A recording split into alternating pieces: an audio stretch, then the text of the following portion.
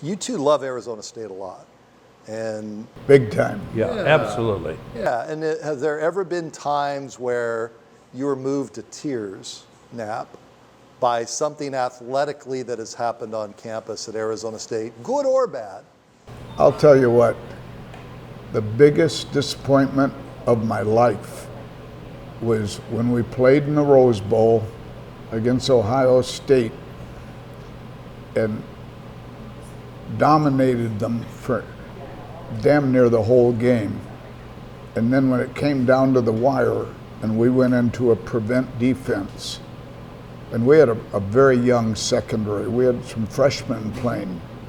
And I thought, my God. And when Derek Rogers, who in my opinion, one of the greatest defensive players in our history, when they dropped him into pass coverage instead of chasing that little quarterback from Arizona. Joe Germain. Oh, who was running for his life all day long.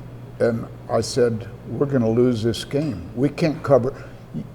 You can go to a flag football game and you can tell if there's no pressure on the quarterback, he's going to complete the pass.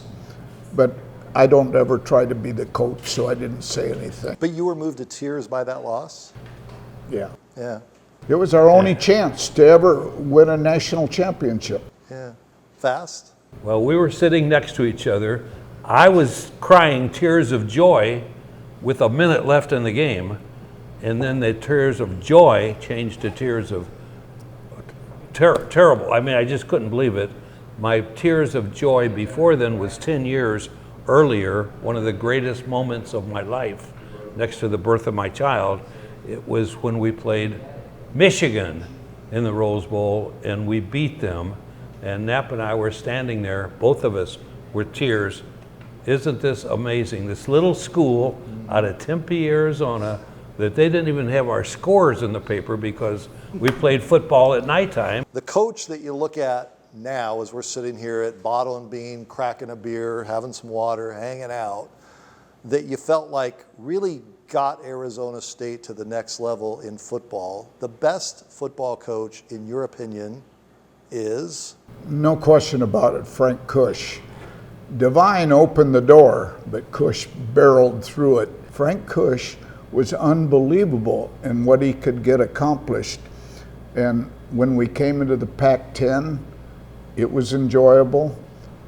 And we've had, I'll tell you what, Darryl Rogers is as good a coach as any college has ever had.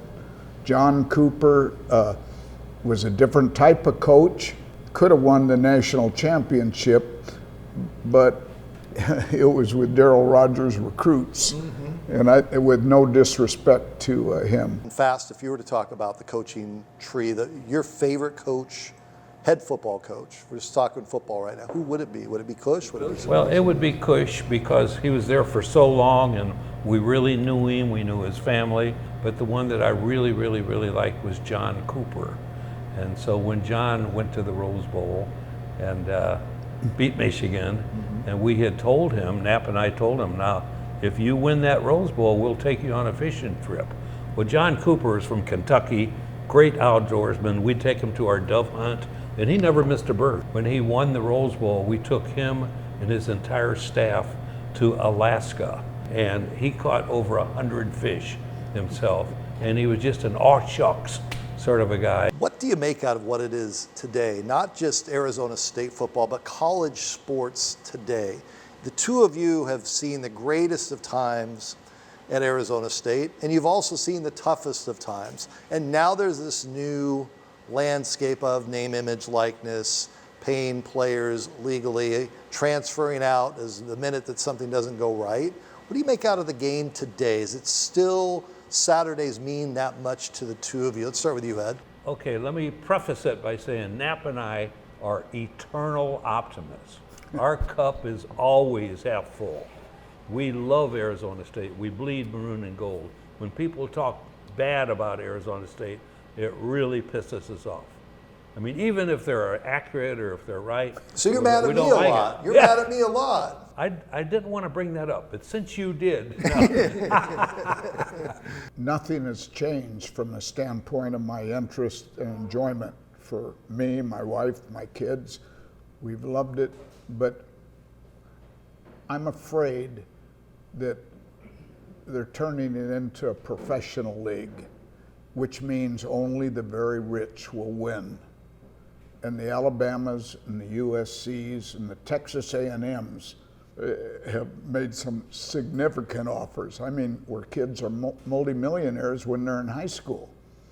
And the schools, especially state schools that don't have the wealthy alumni like Harvard, Yale, Southern Cal, Stanford,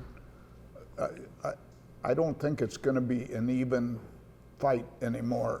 I think it'll be so deceiving and different that they have to change the entire NCAA rules to have college football as it's been in the past.